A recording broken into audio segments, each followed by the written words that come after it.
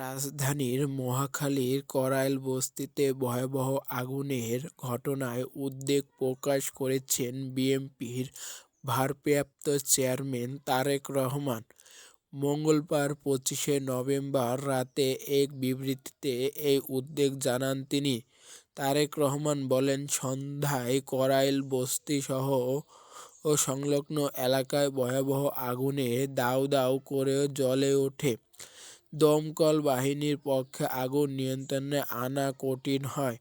আগুনের কারণে ক্ষয়ক্ষতির পরিমাণ সম্পর্কে আমরা এখনো সঠিকভাবে অবগত হতে পারছি না, তবে অনেকের বাড়িঘর পুড়ে গেছে বলে জানা গেছে।